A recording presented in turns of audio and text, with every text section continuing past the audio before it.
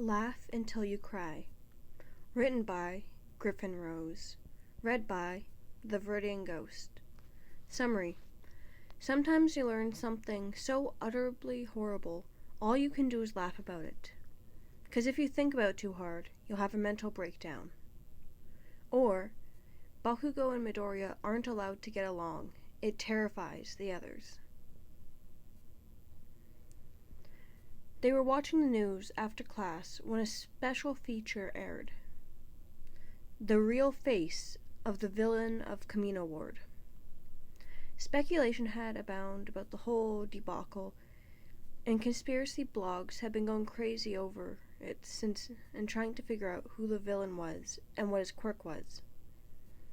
Izuku, for all his love of quirks and analysis, had never offered anything to anyone about the villain. To be fair, no one asked, either. He'd been there, after all. None of the rescue group really liked to talk about it. No one had thought it odd that he didn't talk their ears off about the villain.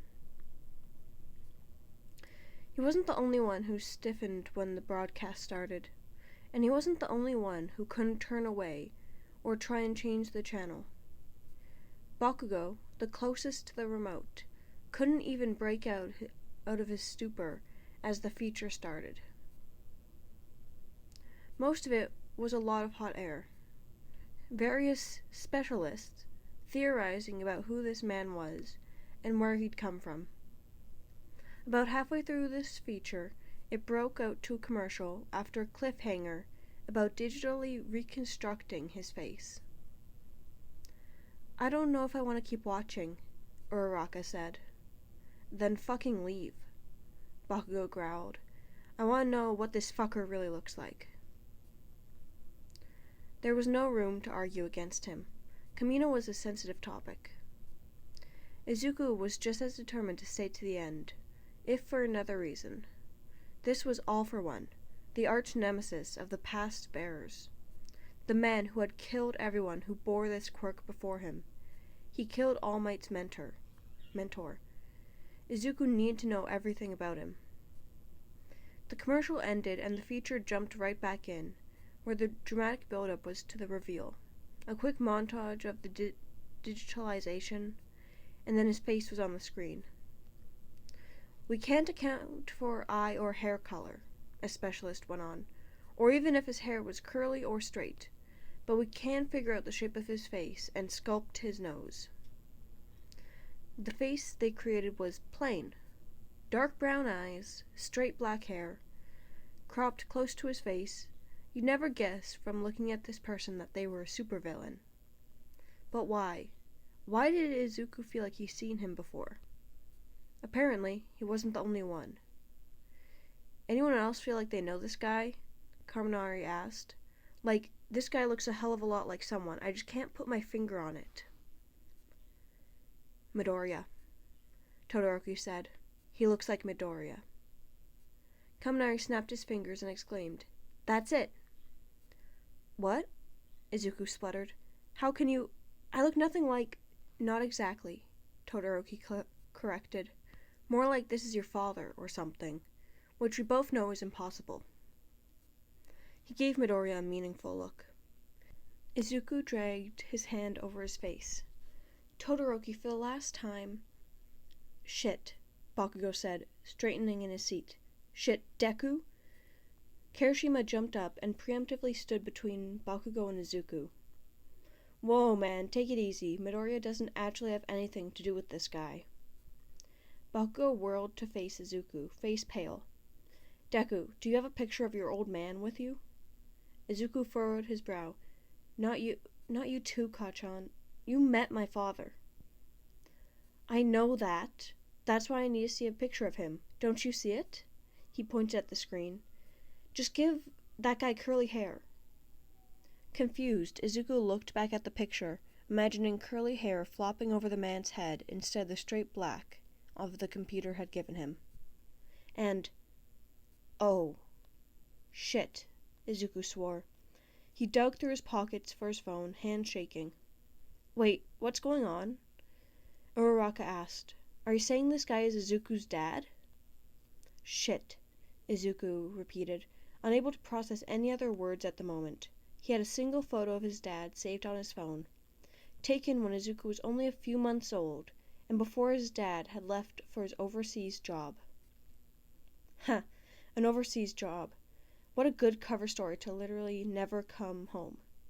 And if he was the biggest crime boss Japan had ever seen, he obviously had more than enough money to send Inko and to keep up the pretense. Until 6 years ago, when the money had suddenly stopped, which lined up perfectly with when All Might fought All for One and scarred him so badly. He managed to pull up the photo and zoom in on his dad's face. "What the fuck?" Izuku whispered. Was this actually his dad? There was a small voice in the back of his head who knew for certain who he was looking at, and it was the part of his head where the vestiges for his quirk resided. "Kachan, what the fuck?" Bakugou snatched the phone out of his hand. "Someone call Aizawa." "My dad is a goddamn supervillain, what the fuck?" was the only thing. Not only that, but his dad was All Might's arch-nemesis, and by extension, because of One for All, he was now Izuku's arch-nemesis. Talk about irony. Izuku started laughing. "Deku?" Uraraka started, hesitantly reaching a hand out. "My dad is All for One, oh my god." Izuku laughed. He clotted his hair.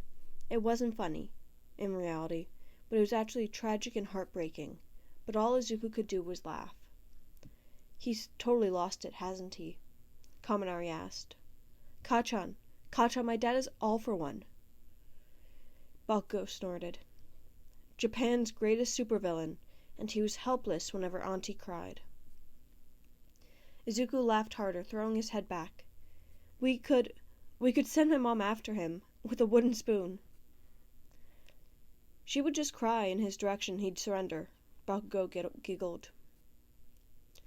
"They've both lost it," Sero said. "This is honestly terrifying," Ashido added. Both of them laughing at the same time. The world is ending. Izuku's sides hurt from laughing so hard. He used to buy me All Might merch." Bakugou roared with laughter. God, that must have pissed the fucker off.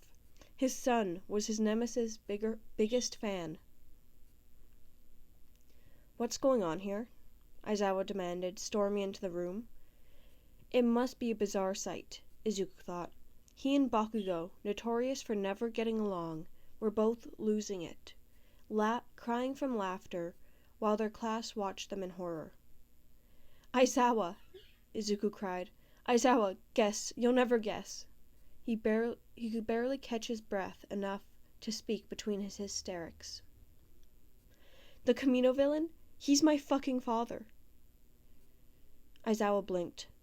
"What?" Hey Deku, didn't Auntie tell him turn all his clothes pink once?" Bakugou asked. Izuku snorted and doubled down, laughing again. All of his suits were pink for a month.